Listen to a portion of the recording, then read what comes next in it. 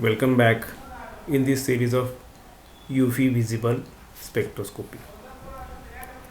So, uh, so, so far during our several lectures, we have seen these various aspects of UV visible spectroscopy, Beer-Lambert's law, terms used in UV spectroscopy, then different types of shifts, modes of electronic transitions, effect of conjugation, calculation of lambda max for dynes and anodes. So during this session we are going to see color and visible spectra. So the universe and objects in universe appear colored. These colors are associated with chemical constitution of the object. At the same time, the color can be attributed and the color can be explained with the help of UV visible spectroscopic analysis. Okay, so these are the fundamentals which we have already seen.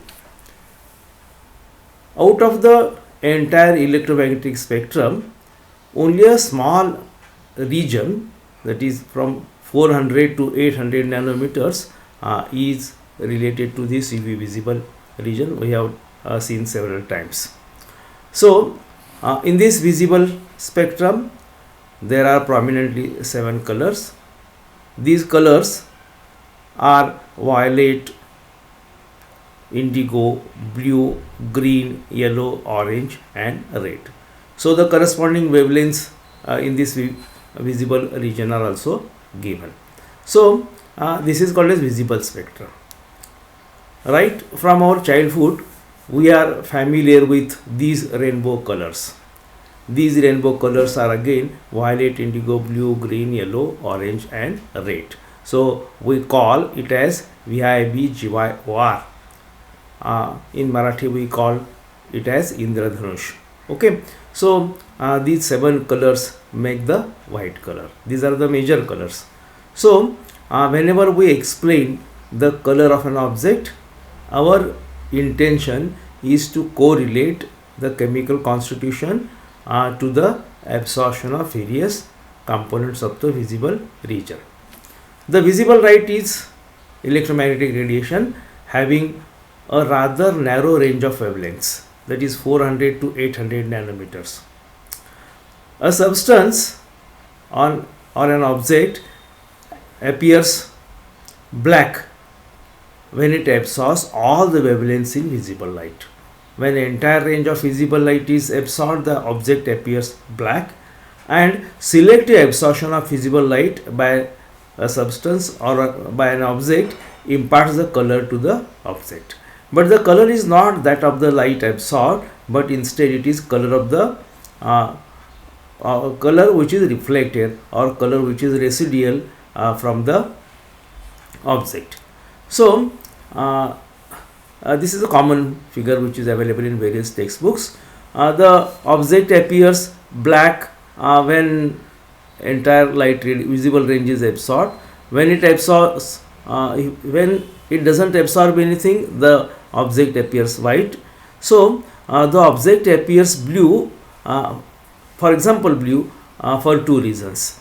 One reason is it reflects blue, or the other reason is it reflects blue color as residual color except those which are absorbed in combination.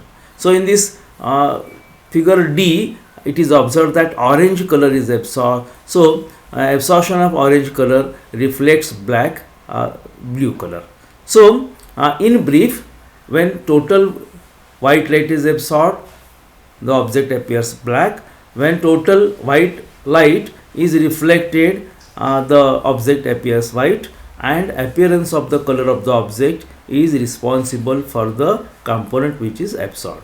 So the color which is absorbed and color which is reflected are called as complementary pairs. For example, a compound that absorbs in the region 435 to 480 nanometers removes blue light from the visible spectrum. So this 435 to 480 nanometer range is responsible for blue color, and the residual light is recognized by the eyes and it is yellow in color.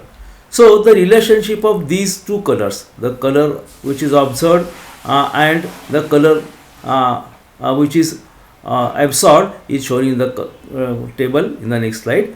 It is customary to call the color observed or absorbed and complementary color or the subtraction color to that absorbed. So this table explains different wavelengths, the color which is absorbed and complementary color, or it is subtraction, or it is the color seen. For example, 400 to 435 nanometer is the range for violet. Okay, so violet color is absorbed and complementary color is green yellow. So when violet light is absorbed, violet radiations are absorbed, the object appears green yellow. When the blue light is absorbed, the object appears yellow. Likewise, this entire table shows the set of various colors that are absorbed and complementary colors that are absorbed. It is important to recognize that visible color will not necessarily depend on having the wavelength for maximum absorption.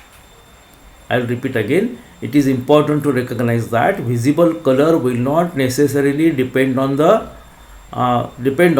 having the wavelength for maximum absorption, but in the visible region. Instead, many substances with broad absorption bands will have lambda max below 400 nanometers and yet appear strongly colored because their absorption bands extend into the visible spectrum. So this is evident from this schematic figure. So the ultraviolet region shows lambda max, but the band extends in visible region. Therefore, absorption in the visible region by a colored substance that has lambda max in the ultraviolet region is shown in this slide. Let us consider a particular case. 1,2-diphenylethene is colorless. 1,2-diphenylethene is colorless, whereas 1,10-diphenyl 1,3,5,7,9 decapentene is yellow orange. This is because it shifts the absorption to higher wavelength. So these are the several compounds which affect the absorption.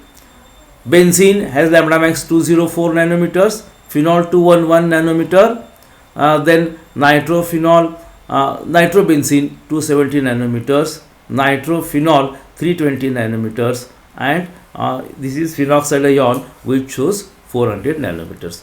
So considering these various examples, we can explain the appearance of color with various objects, and it is related to the absorption and reflection of the residual light radiations. So after this discussion, you must be able to write a note on color and chemical constitution and color of visible spectrum. So with this, we will stop here.